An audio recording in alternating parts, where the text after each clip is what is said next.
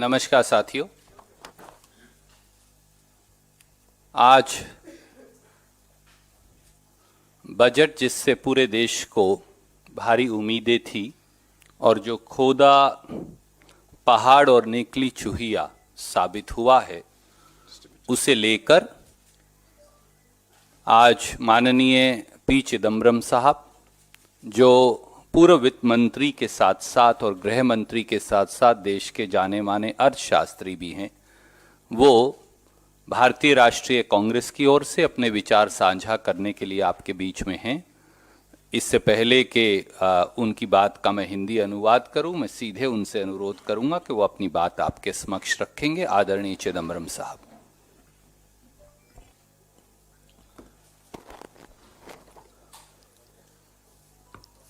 Good afternoon. I have an opening statement which will be distributed to you. It's already on your WhatsApp. I will read the statement and then take questions. My colleague Randeep will say a few words in Hindi and take the questions in Hindi. The finance minister flattered me by quoting the same couplet from Tirukkural that I had recited in one of my early budget speeches. Maybe she had not been instructed by her staff that this Kural has already been used in the budget speeches.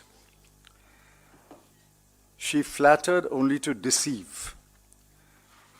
She deceived the people of India, especially the poor, the working class, the migrants, the farmers, the industrial units that had been closed down permanently, and those who had lost their jobs, both regular and informal, and are still looking for jobs. She deceived those who were listening to her speech, especially the members of parliament, who had no clue that she had imposed cesses on a large number of products, including petroleum and diesel. Rupees 2.5 on petrol per litre and rupees 4 on diesel per litre is a cruel blow to the average citizen, including the farmers. It was a vengeful act against the thousands of farmers who took out the longest tractor rally in history. It was also a cruel blow to federalism, because the states do not get a share of the revenue from cesses. There are other important matters that the FM did not mention in her speech. For example, she did not mention defense at all, as if the Chinese had vacated occupied Indian territory. She did not mention that defense expenditure in 2021-22 will see no rise. It is flat at rupees 3,47,088 crore, almost the same as the rupees 3,43,822 crore in the current year. The FM gave out a mind-boggling figure of rupees 2,23,846 crore for health, a breathtaking rise from the BE of the current year of rupees 94,452 crore.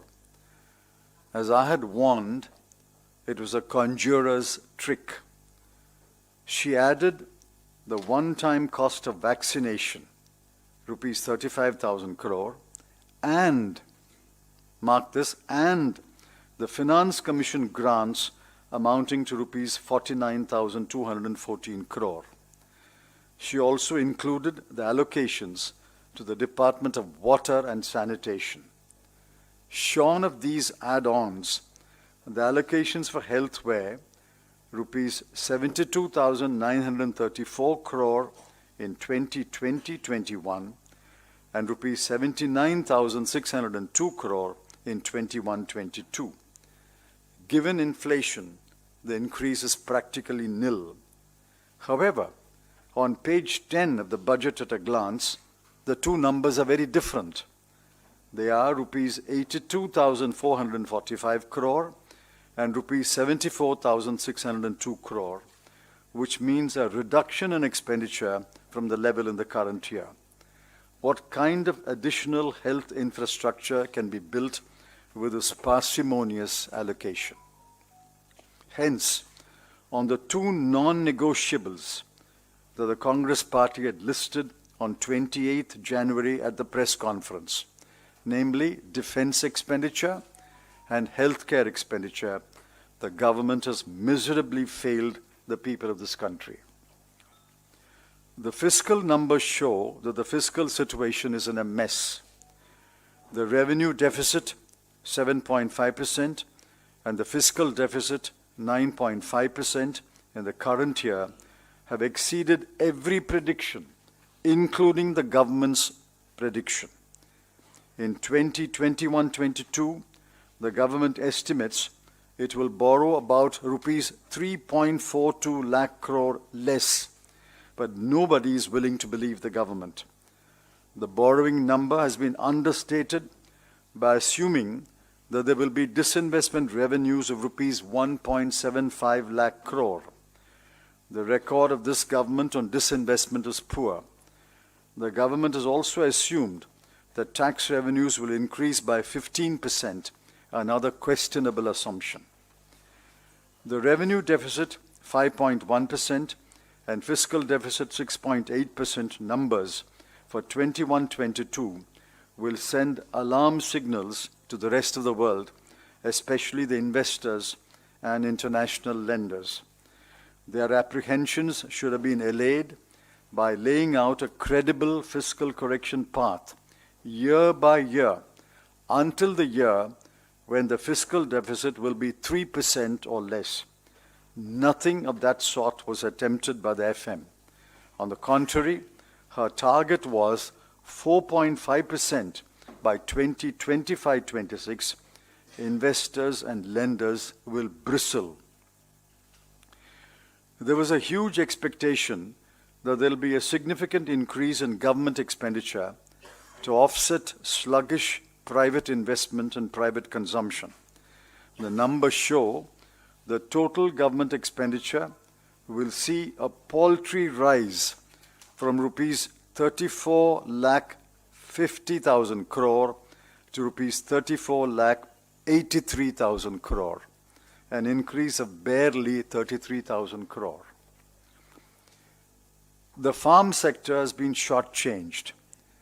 The budget allocation for agriculture and allied activities has been reduced, I repeat, reduced from 1,54,775 crore in the BE of the current year to rupees 1,48,301 crore in the BE of the next year. Of total expenditure, the proportion has been reduced, I repeat, reduced from 5.1% to 4.3%. The budget allocation for market intervention scheme and price support scheme has been slashed from 2,000 crore rupees to 1,501 crore rupees. The budget allocation for PM Kisan Samman Nidhi has been reduced from 75,000 crore rupees to 65,000 crore rupees. MSMEs were dismissed in one sentence, an allocation of 15,700 crore. This is like providing a fistful of votes to a hungry elephant. Nothing was mentioned about providing liberal, low-interest loans, working capital, or moratorium. Nothing will be done to revive closed units or to recover the millions of jobs that were lost. The FM seems to be unaware that thousands of MSMEs, especially micro and small units, have been closed permanently. A meager sum of rupees 20,000 crore has been set apart for recapitalization of public sector banks when the requirement is several times more. At the same time, the government intends to privatize 2 PSBs. The intent of the government is clear. Let the PSBs bleed slowly so that they can all be privatized in the short term. Let us see the reaction of the public to this unconcealed desire to sell off all public sector banks. The tax reliefs and the tweaking of provisions of the tax laws completely bypassed the tax-paying working class and the tax-paying middle class. Each one of the measures announced by the FM will benefit only the taxpayers among the richer classes. There was no cut in GST rates. The mess of multiple rates remains. The saga of protectionism continues. Customs duties have been increased on a number of items in the wrong belief that a stiffer dose of protectionism will help Indian industry. As expected, the finance minister has paid special attention to election-bound states. She announced large capital outlays. Let me repeat that word, outlays, for Kerala, Tamil Nadu, West Bengal, and Assam. People are not fools. They know that the proposals are only outlays and the actual expenditure will happen only after the schemes are approved and over a period of several years, depending upon the pace of implementation. On the 10-point test that we had suggested on 28 January, the budget fails on points 1, 2, 3, 4, 6, 7, 8, 9, and 10. It barely passes on point 5. The FM had promised a budget like never before. Her mandate was to present an annual statement of revenue and expenditure for 21-22. What she did, however, was to estimate expenditure over 2 years, or 3 years, or 4 years, and in one case, over 5 years. She made a reference to the Honorable Prime Minister 14 times and to the farmers 11 times. A good 40 minutes before she read paragraph 141 of her speech, Bloomberg put out the fiscal deficit and RD numbers for 2020-21.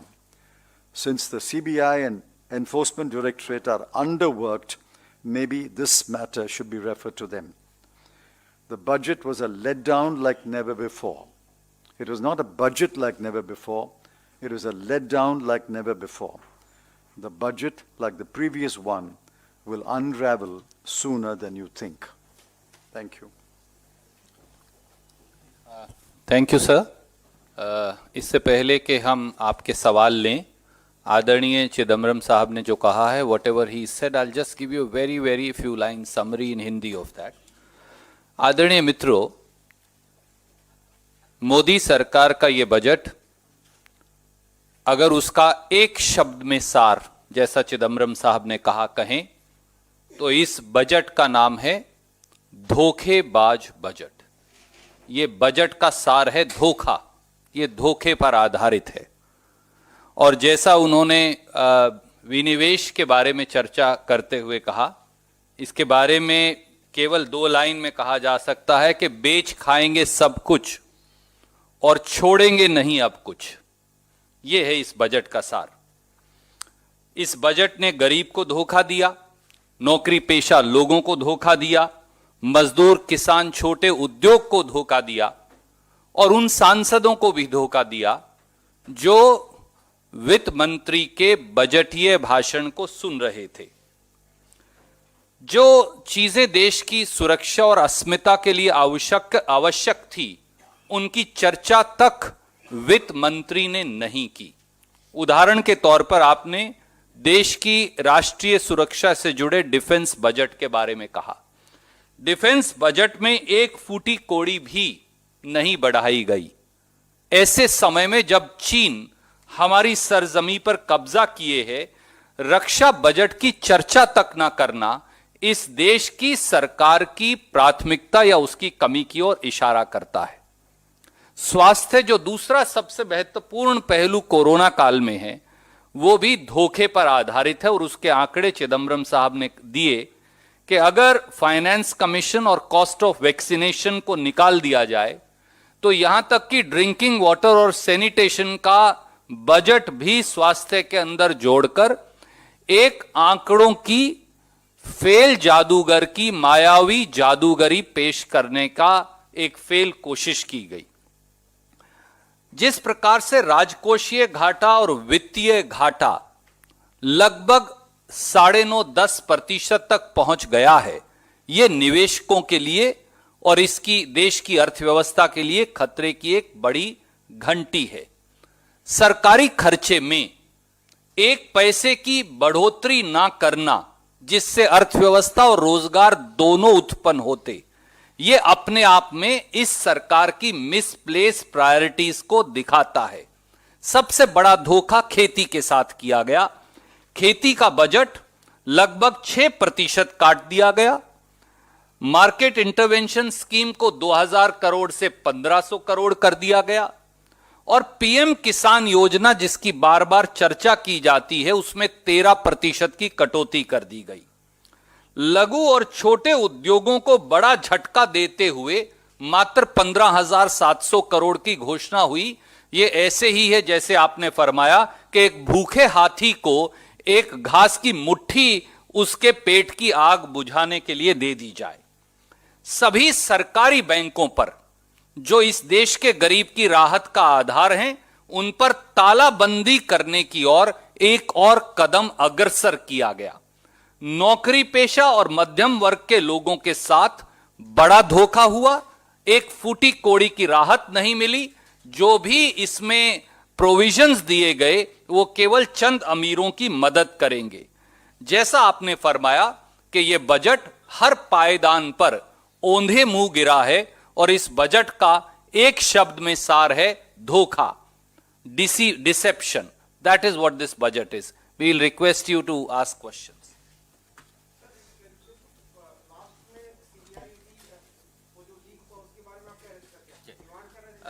नहीं, माफ कीजिए, आदरणीय चिदम्बरम साहब ने यह कहा कि 40 minute तक बजट पेश करने के बाद भी राजकोषीय घाटा और वित्तीय घाटा, यह पैरा 141 पर आया। आप ये सोचिए कि जब वित्तीय घाटा बढ़कर 10% के करीब हो जाए, 9.6%, यह अपने आप में दिखाता है कि अर्थव्यवस्था की हालत कितनी पतली है। अब अगर वित्त मंत्री 141 नंबर पैरा तक राजकोषीय घाटा और वित्तीय घाटा भी छुपाने का एक कुत्सित प्रयास करें, तो एक साधारण शब्द में और एक व्यंग्यात्मक शैली में आदरणीय चिदम्बरम साहब ने कहा कि शायद इसे छिपाने के पीछे आजकल ईडी और सीबीआई के पास कम काम है, उनको ये जांच का विषय है, उनको दे देना चाहिए। Yeah. See, paragraph 141 gives the FD and RD numbers. 40 minutes before she read paragraph 141, Bloomberg had already put out the numbers. That's the point. How? It's a breach of privilege. I don't know. I'm asking you. Ask the question, how? You are being finance minister. You should tell us, isn't it a breach of privilege? Bloomberg did not put out the numbers when I was finance minister. We'll go with. Yes, ma'am.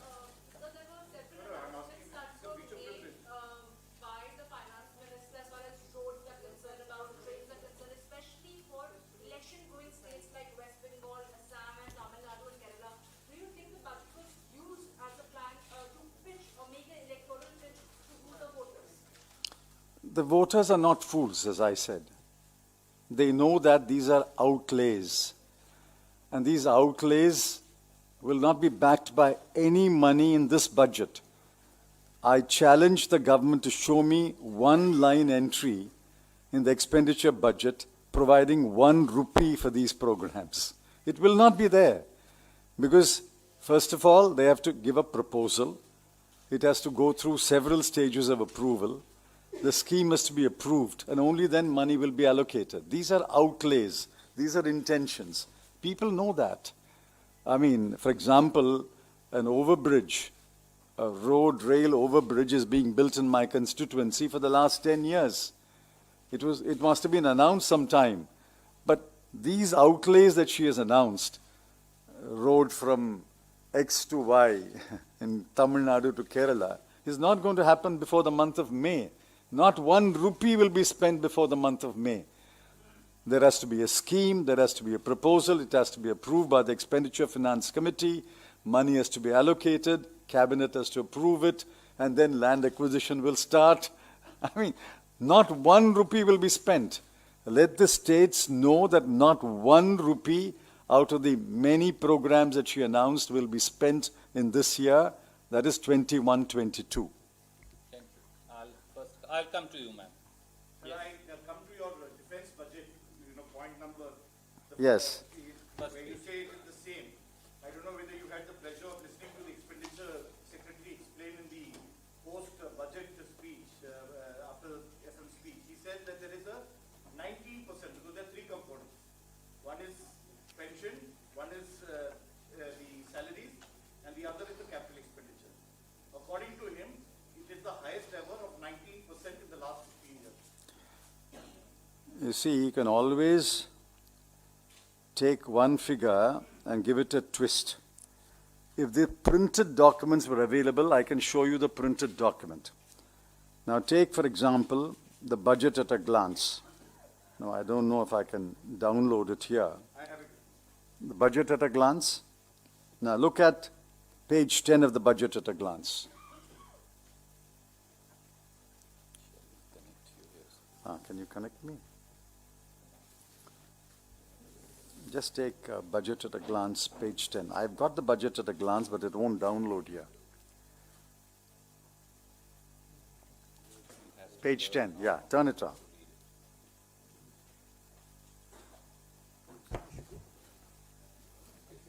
Take it. Page 7, sir. No, page 10. It's gone. It'll come. Now come to page 12 of 19.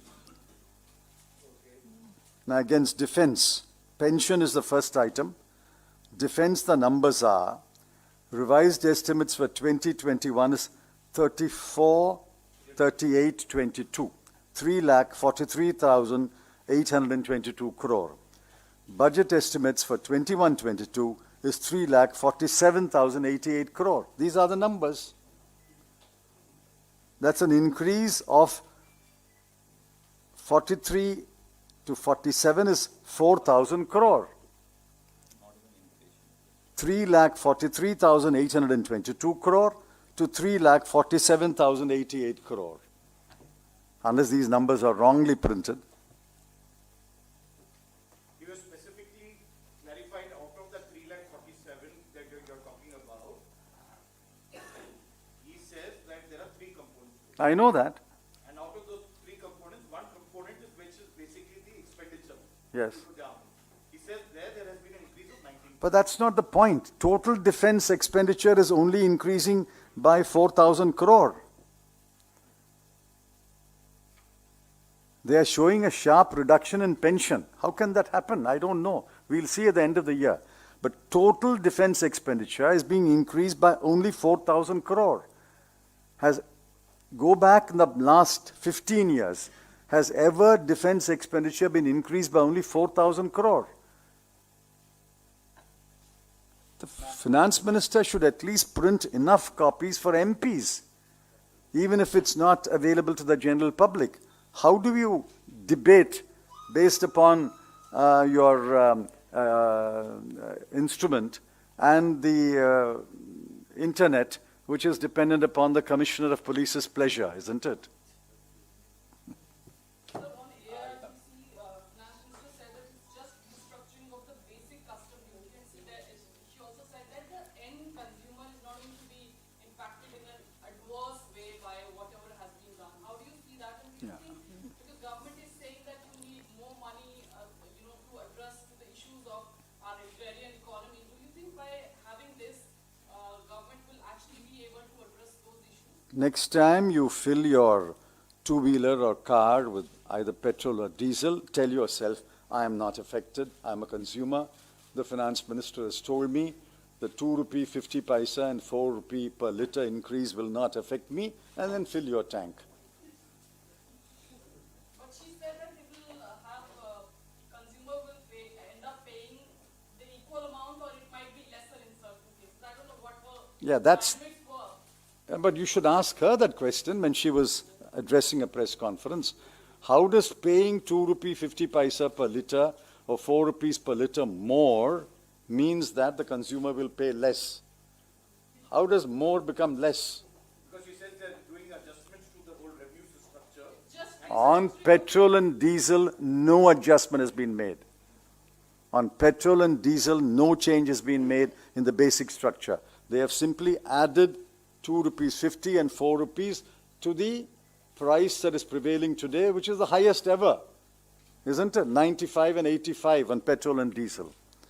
Tell that to the farmer who fills his tractor with diesel. Tell that to the average employee who rides his two-wheeler 25 kilometers, 30 kilometers a day, and he fills it with diesel or petrol. I'll come to you. Analysts associated with these organizations of big industry saying that this budget will give us thrust on infrastructure. How do you see? Secondly, how do you see the measures? What is the first question? I didn't. Just remove your mask and say. A lot of analysts are saying that, particularly those who are associated with the big business associations, they're saying that this budget will give a lot of thrust on infrastructure development. How do you see that? Secondly, this measure is taken for insurance sector. What is your opinion? What will be the impact of it? See, they have done two things on the insurance sector. One is they've increased the FDI from 49 to 74%, which is inevitable, I suppose. Because if you want fresh capital, that kind of capital is not available within the country. But I remember the day in 1997 when the BJP voted against the bill introduced by the government of the day, allowing 20% FDI in insurance. 20% FDI in insurance. They voted down the bill on that ground. And Prime Minister Gujral had to withdraw the bill at that time. Today, they have done a full circle and they are allowing 74% FDI in insurance, which is okay in terms of capital. But they are also going to privatize one of the 4 nationalized insurance companies. I'd like to see what the reaction of the people of this country is. I'd like to see what the reaction of the employees of the insurance companies is. Infrastructure, yes. If spending takes place on roads and ports, big business will benefit. So they will get contracts, there will be demand for steel, there will be demand for electricity. But that's good. We are not saying you should not spend on infrastructure. You should spend on infrastructure. We welcome spending on infrastructure. But at the same time, you must understand that after 8 quarters of a slowdown and 4 quarters of a pandemic year, after 12 quarters, the kind of emphasis you give to infrastructure, equal emphasis should have been given to the poor, the working class, the migrant, the agricultural labor, the daily worker. That is completely missing in this budget. This budget may have had a mind behind it, but there is certainly no heart behind it. ये सरकार की तरफ से कहा गया कि स्वामीनाथन आयोग की रिपोर्ट जो यूपीए सरकार ने 23 साल रखी रही वो हमने लागू करने का ऐलान किया है और अब किसानों को आंदोलन अपना खत्म कर देना चाहिए। आदरणीय साथी, या तो वित्त मंत्री और सरकार झूठ बोल रही है या सुप्रीम कोर्ट में उनका शपथ पत्र।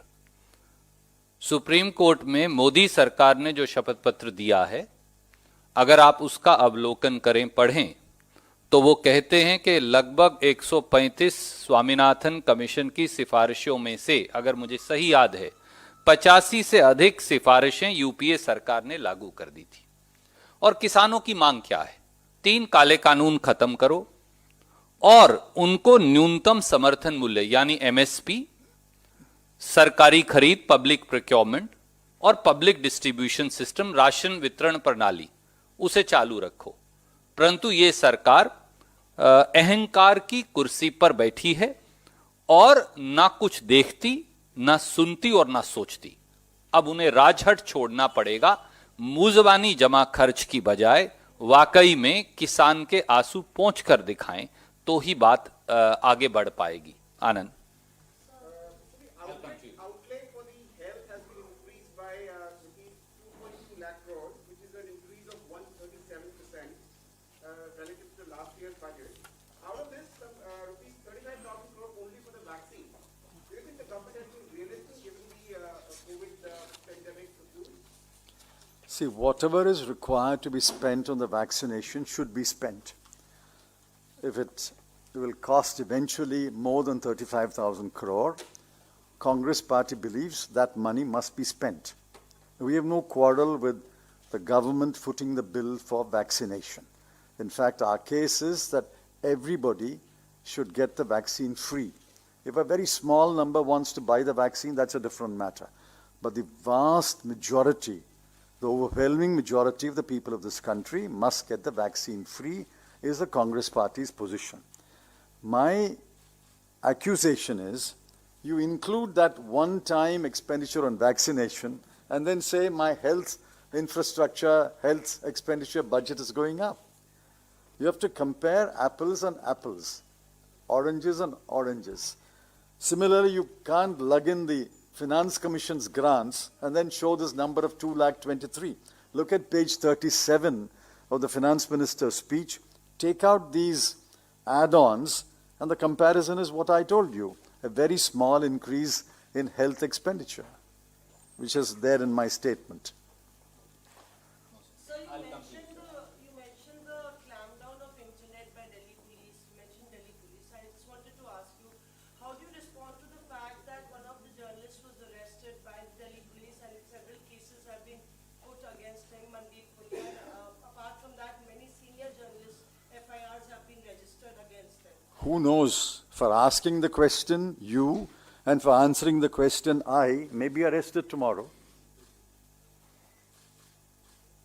Any criticism of the police is sedition. A tweet is anti-national, and FIRs will be filed in 5 states. These are condemnable actions. It shows a government living in mortal fear.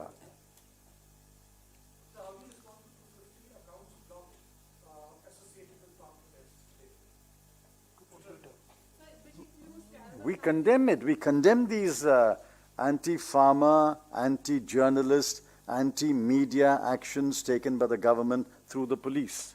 We condemn it in the strongest terms. We condemn the FIRs against Shashi Tharoor, Rajdeep Sardesai, Mrinal Pandey. I mean, what is this country coming to? In another country, 4,400 supporters of the opposition leader have been arrested.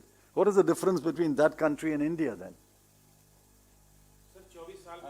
I'll come to you, sir. He's been waiting for some time. In the budget speech, the AGM says that the industry is now doing 1.5 times of the cost of production. Do you think this can make any impact on the pharma industry? MSP, total expenditure on MSP will increase year after year after year because the MSP itself is being increased and the procurement is steady. Ask me this question, 3 years from later, the number will be more than this year's number. Ask this question 7 years later, the number will be more than the number 3 years. I mean, these are natural. What is the first budget presented by R.K. Shanmugam Shetty? The first budget was about 197 crore. And he apologized to the country for a fiscal deficit of about 23 crore or something. But down the line, every number will increase. What did the finance minister make a big song and dance about the number increasing? 3 years down the line, the number will be more. 5 years down the line, number will be even more. Sir 24 साल बाद 5% Sensex बढ़ा है उसको ये effect देख रहे हैं budget आदरणीय मित्र, आंकड़ों और वास्तविकता में जो अंतर है वो जो लोग शेयर बाजार में निवेश करते हैं उनमें और इस देश के गरीब किसान, गरीब अनुसूचित जाति और पिछड़े वर्गों के लोग, नौकरी पेशा और मध्यम वर्ग के लोग, छोटे छोटे लघु और मध्यम उद्योग चलाने वाले लोग, वो इस देश के बजट का असली सूचकांक है। वो निर्णय करेंगे कि बजट सही है या गलत, और जैसा चिदम्बरम साहब ने कहा, इस बजट का एक शब्द का सार है, ये धोखेबाज बजट है। Can I answer that question? Take the economic survey. There's a whole chapter devoted to the stock market numbers. That is the answer to your question. The stock market rises and falls for very different considerations. What has that got to do with the working class of this country, with the poor of this country? There's a whole chapter in the economic survey which is a complete answer to your question. The issue, sir, of legislative clearance for insurance and now public sector banks disinvestment, will the Congress party support it on the floor of the House, or you'll wait for the fine print? No, on insurance, we'll have to see what the amendment is. On privatizing public sector banks, I think there is a divided opinion whether it requires a law or does not require a law. The Financial Affairs Secretary has said it will require legislative. So I have not applied my mind to that, so let us see what law they bring. I have not. Party is open to the idea of privatization of public sector banks? No, who said so? In fact, no, not at all. In fact, we say public sector banks must be strengthened. At the same time, we have no objection to private sector banks also growing and foreign banks also having a presence. We must have a multi-sector banking industry. Public sector banks, private sector banks, and foreign banks in competition with each other. What this government is attempting to do is to completely sell off the public sector banks so that there will be only private sector banks and foreign banks. There will be no role for public sector banks. Now, if there is no public sector banks, how will the government or the next finance minister, whoever the finance minister is, have the opportunity to announce that agricultural lending will increase to 16 lakh crore? If there are no public sector banks, how will you say that we will give education loans? If there is no public sector banks, how will you say that we will have a RIDF fund? The point is, public sector banks, whatever their strengths and weaknesses, are the pivot around which a number of programs are evolved and implemented in this country. If there are weaknesses in the public sector bank, strengthen the banks, remove the weaknesses.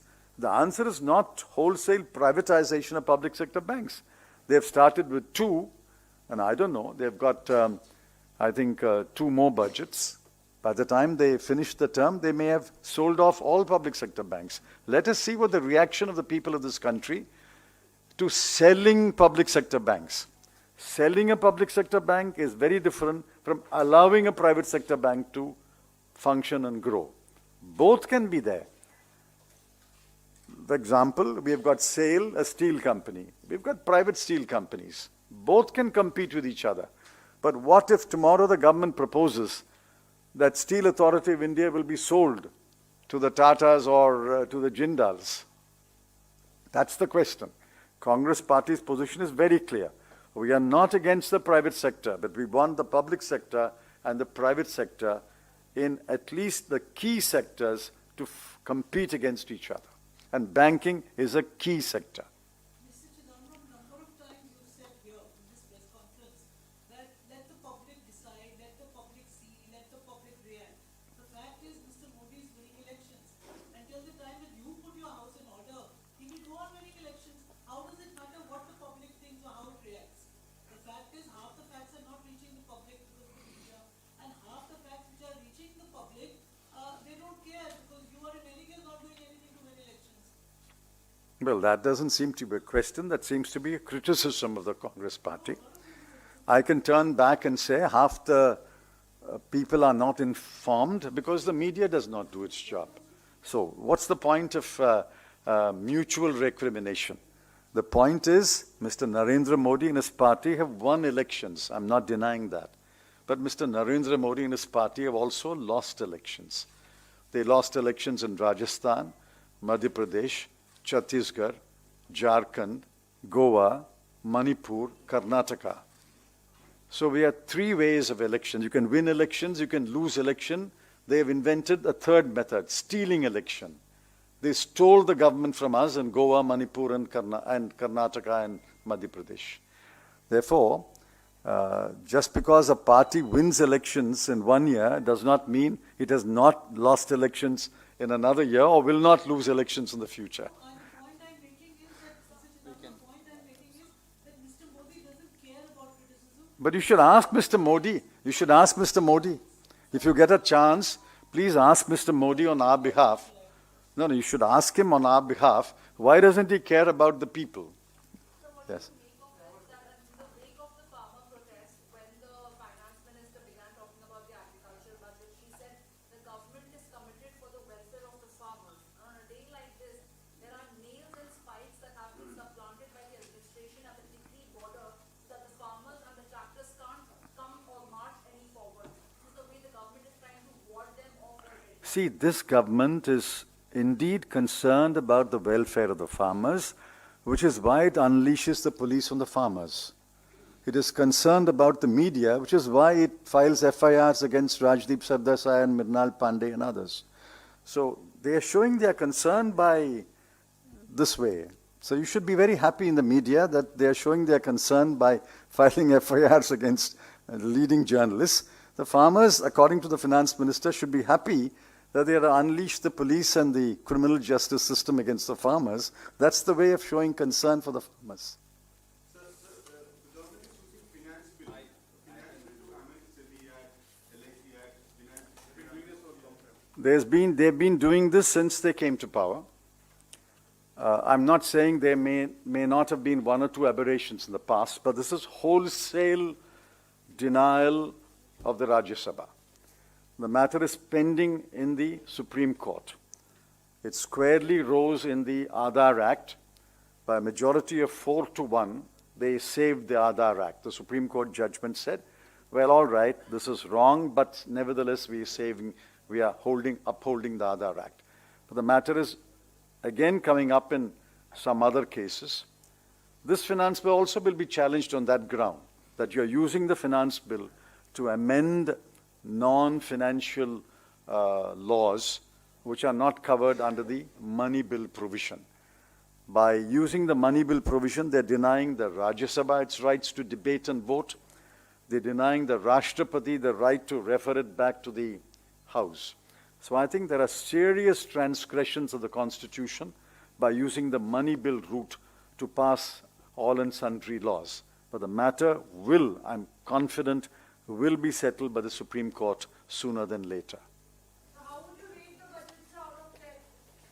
I told you, on the two non-negotiables, they have miserably failed the people: defense expenditure and healthcare expenditure. On the 10-point test that we said on 28th of January, they failed on 9 points. Why don't you take the 10 points and see what they have done? They only barely pass on point number 5.